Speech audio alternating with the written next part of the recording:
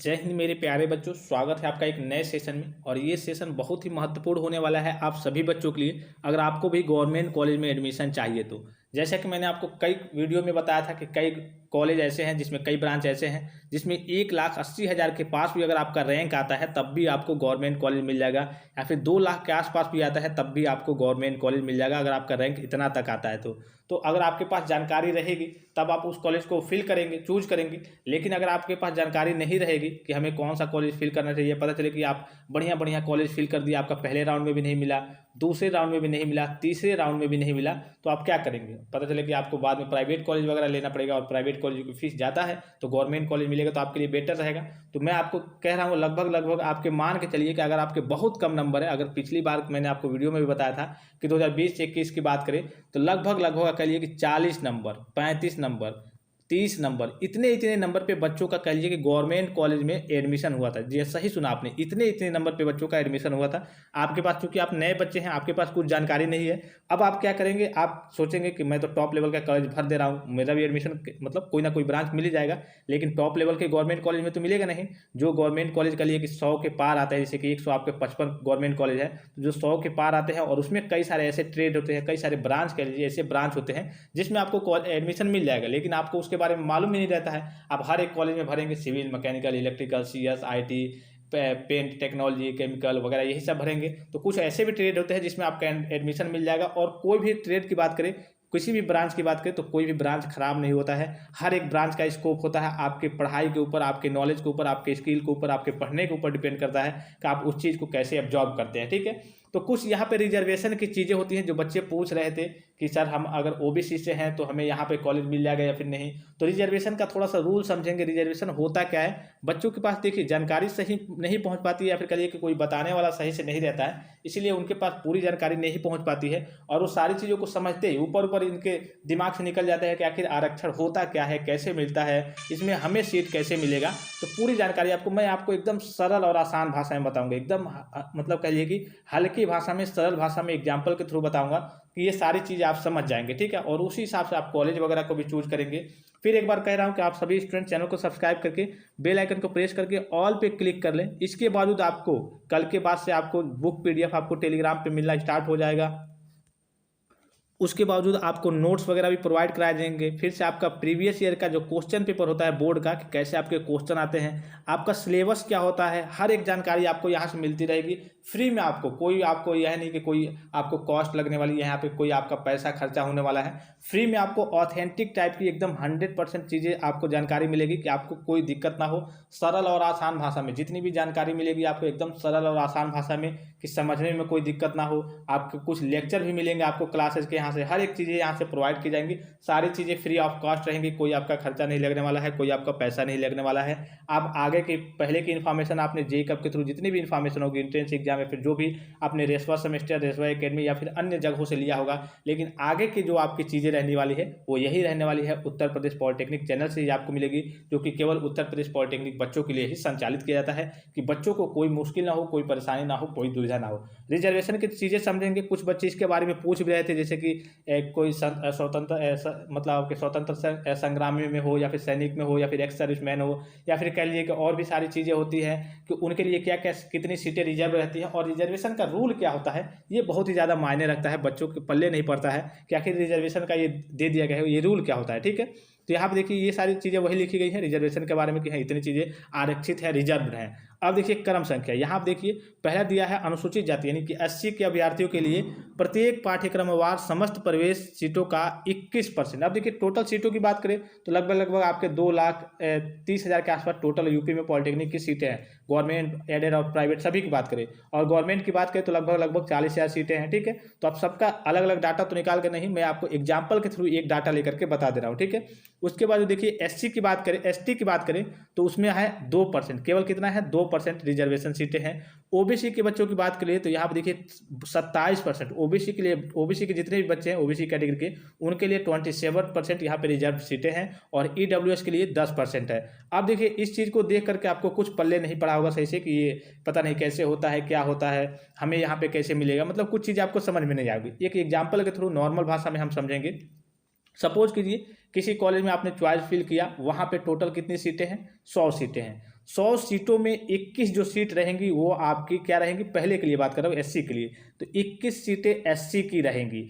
अगर बात कर लेते हैं, मान लीजिए कि सपोज कीजिए कि 25 मान लीजिए कि 21 लड़कों ने, या फिर कहिए कि चलिए 21 ही मान लेते हैं, 21 लड़कों ने इसकी जो एससी कैटेगरी से बिलोंग करते हैं, उन्होंने क्या किया, यहाँ पे इस कॉलेज को फिल किया, और इसी कॉलेज को बहुत सारे ढेरों सारे बच्चों ने, यहाँ पे मान लीजिए कि हजारों बच्चों ने फिल किया, ठीक है, हजारों बच्चों ने फिल किया, और यहाँ पे 20 बच्चों को, यहाँ पे एससी के 20 बच्चों को कह लीजिए कि ये कॉलेज अलॉट हो गया, जो कॉलेज उनको चाहिए था। एक बच्चा बच गया, एक बच्चा इसमें से बच गया, और इसमें तो हजारों बच्चों ने मान लीजिए कि और जो कैटेगरी है जनरल, ओबीसी या फिर ईडब्ल्यूएस के हजारों बच्चों ने यहाँ पे किया हुआ है, तो एक बच्चा यहाँ पे बच गया एससी से, और यहाँ पे अभी हजारों बच्चे बचे हुए हैं, तो और इनका जो नंबर है, ये जो एक बच्चा बचा है इसका मान लीजिए कि 50 नंबर है, और ये जो हजारों बच्चे बचे हैं इनका मान लीजिए कि 100 प्लस नंबर है। तो यहाँ पे जो एक सीट जो मिलेगी वो पहले एससी के बच्चों को मिलेगी, यानी कि जो 21 है रिजर्वेशन सीट 21% है, तो पहले 21 कंप्लीट किया जाएगा, इसमें से अभी किसी को नहीं लिया जाएगा। इसी तरीके से कह लीजिए कि आपके जो रिजर्वेशन की सीटें हैं वो इसी तरीके से आवंटित होती है, यानी कि सीटें बच्चों को मिलती है। मतलब कि सीधे कहने का मतलब है, आपका नंबर ज़्यादा भी आया है, आप जनरल से, ओबीसी से, किसी से बिलोंग करते हैं, आपका नंबर ज़्यादा भी आया है, लेकिन अगर 21% सीटें उस जगह नहीं भरी है एससी में, तो पहले उनकी 21% सीटें, यानी कि अगर 100 सीटें हैं तो पहले उनकी 21% सीटें भरेंगी। अगर उनका 20 है और कोई एक लड़का और आ गया जिसका नंबर कम भी है, तो पहले उसकी सीट भर जाएगी, उसके बाद से और कैटेगरी के बच्चों पे सोच विचार किया जाएगा। तो ये होता है आपका रिजर्वेशन का रूल। उसी प्रकार से देखिए यहाँ पे 2% है, सेम रूल है। मान लीजिए कि आपके 100 सीटों में 21 सीटें तो आपकी एससी की हो गई, फिर आपकी 2 सीटें मान लीजिए कि आपकी हो गई एसटी की हो गई, ओबीसी की 27 सीटें रहेंगी, यानी कि 100 सीटों में 27 सीटों का हिस्सा कह लीजिए कि वो ओबीसी के बच्चों के नाम होगा। फिर 10% मतलब 100 में आपका 10 होगा, वो आपके ईडब्ल्यूएस यानी कि आर्थिक रूप से जो कमजोर और गरीब बच्चे होते हैं उनके लिए होगा। तो इस तरीके से आपकी सीटें रिजर्व की जाती हैं, और इसमें तो मान लीजिए कि आपका लगभग 20, 40, 10, 50 और लगभग 7, 57, 58, 59%, 60% ही हो रहा है। और भी सारी चीज़ें रिजर्व रहती है, जैसे यहाँ पे आपको दिख रहा होगा दूसरे में, उक्त के अतिरिक्त यानी कि ऊपर जो दिया है उसके अतिरिक्त निम्नांकित श्रेणी के अभ्यर्थियों को सम्मुख विवरणानुसार क्षैतिज प्रकृति का आरक्षण प्रदान किया जाएगा, एवं क्षैतिज आरक्षणों के में मात्र एक आरक्षण ही अभ्यर्थी ले सकेंगे। अब देखिए यहाँ पर दिया हुआ है, स्वतंत्र संग्रामी सेनानियों के आश्रितों के लिए प्रत्येक पाठ्यक्रम अनुसार समस्त प्रवेश सीटों का 2%, यानी कि अगर मान लीजिए कि कोई कॉलेज में मतलब बच्चे मान लीजिए कि वहाँ पे चूज कर रहे हैं, उसमें से सभी बच्चों ने मान लीजिए कि 100 सीटों में 99 सीटों में मान लीजिए कि बच्चों ने एडमिशन ले लिया है, ठीक है, मतलब 99 सीटें भर गई हैं, केवल एक सीट बची है, एक सीट बची है, और एक सीट के लिए एक बच्चा है जो कह लीजिए एक स्वतंत्रता संग्रामी सेनानी के आश्रित से है, और कई सारे अभी 1-2 बच्चे हैं जो कह लीजिए कि और कैटेगरी से बिलोंग करते हैं। तो पहले इसको प्रेफरेंस दिया जाएगा, इनका 1-2% मतलब कि 100 में 2 सीटें हैं, इनका पहले भरा जाएगा, फिर इनका देखा जाएगा, ठीक है।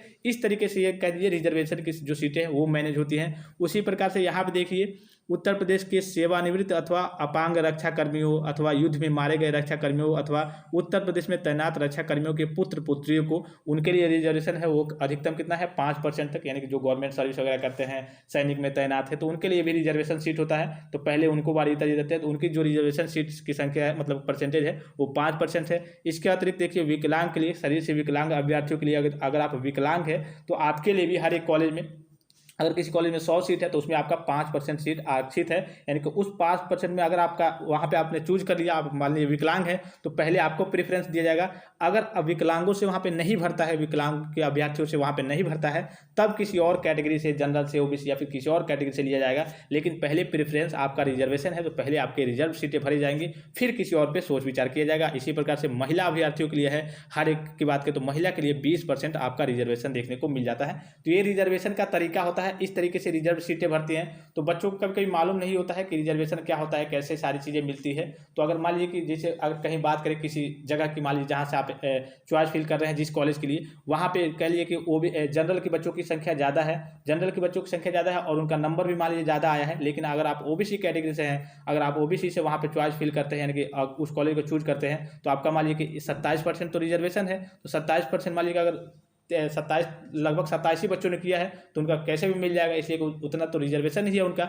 लेकिन अगर बहुत सारे, इसलिए कि हर एक कॉलेज में तो बहुत सारे बच्चे चूज करते हैं, लगभग 2000, 5000, 10,000, 20,000 बच्चे चूज करते हैं। तो उसमें जिनका इसमें भी जिनका जो नंबर रहेगा, जो रैंक रहेगा 27 बच्चों में, जो हाई रहेगा पहले उनको लिया जाएगा, मतलब उनको 27 तक उनको ले लिया जाएगा। और फिर से उसके बाद से जो नंबर के हिसाब से कर लिया, रैंक के हिसाब से, पहले तो रैंक के हिसाब से लिया जाता है, उसके बाद से जो रिजर्वेशन की चीज़ों में और जो बच जाता है, 1-2 सीट बच जाता है, तो जो कम नंबर वाले बच्चे रहते हैं उस रिजर्व सीट के लिए उनको ही चयनित किया जाता है वहाँ पे। तो ये रिजर्वेशन का एक तरीके से कहिए रूल होता है। और मैं एक बार और फिर से बता दूं आपको कि अगर आपको गवर्नमेंट कॉलेज में एडमिशन चाहिए, आप चाहते हैं कि हम मेरा किसी भी तरीके से गवर्नमेंट कॉलेज में एडमिशन हो जाए, तो आप बेल आइकन को ऑन जरूर किए रहेंगे। मैं आपको कई सारे आपको ORCR वगैरह बताते रहता हूँ, जिसमें कहिए कि 1 लाख प्लस आपके रैंक जाते हैं। और जैसे ही आपका रिजल्ट जारी होता है, आप रैंक कार्ड देख लेंगे, और रैंक कार्ड के बाद से आप लग जाएंगे ढूंढने में कि किस कॉलेज का, कहिए कि जो आपका, मान लीजिए कि आपका रैंक आ गया 1,25,000, ठीक है, 1,25,000 आ गया, तो अब मान लीजिए कि आप तो टॉप लेवल के कॉलेज चूज नहीं करेंगे, क्या फायदा, व्यर्थ जाएगा वो, ठीक है। हाँ, थोड़े से अगर मान लीजिए 1,25,000 आ गया, तो कई कॉलेज में जैसे मान लीजिए कि क्लोज रैंक है 1 लाख तक, तो उसको तो आप कम से कम चूज कर सकते हैं। लेकिन अब पता चले किसी कॉलेज का जो क्लोज रैंक है वो है आपका 10,000, 20,000,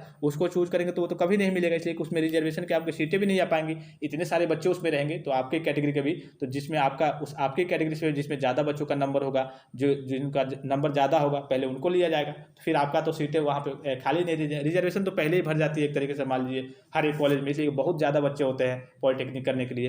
तो इस तरीके से आपकी रिजर्वेशन की सीटें होती हैं। तो अगर आपका रैंक मान लीजिए कि इतना इतना इतना है, तो उस हिसाब से मैं आपको कॉलेज प्रोवाइड करा दूंगा कि किस किस कॉलेज में आपको कौन कौन से ब्रांच चूज करने हैं, कि जिससे आपको कम से कम कोई भी ना कोई गवर्नमेंट कॉलेज मिल जाए। और गवर्नमेंट कॉलेज मिलने का मैंने फिर बताया आपको कि जो सबसे बड़ा कहिए कि एक लाभ है, वो है आपका फीस को लेकर के। फिर आपका जो कहिए कि उसमें जो फैसिलिटी होती है, हॉस्टल की फैसिलिटी, फिर आपका डिग्री की वैल्यू, यानी कि जो आपका डिप्लोमा सर्टिफिकेट मिलता है उसकी वैल्यू थोड़ी अलग होती है। हर एक चीज़, मतलब हर एक प्रकार से फैसिलिटी होती है। तो आप सभी स्टूडेंट्स जुड़े रहेंगे। सेशन थोड़ा सा लंबा हो रहा है, तो सेशन को यहीं पे समाप्त करते हैं। तब तक के लिए आप अपना ख्याल रखिएगा। कोई भी समस्या हो तो आप कमेंट करके पूछेंगे, तो सारी जानकारी आपको लगभग 1 घंटे के अंदर आपको सारी जानकारी मिल जाएगी।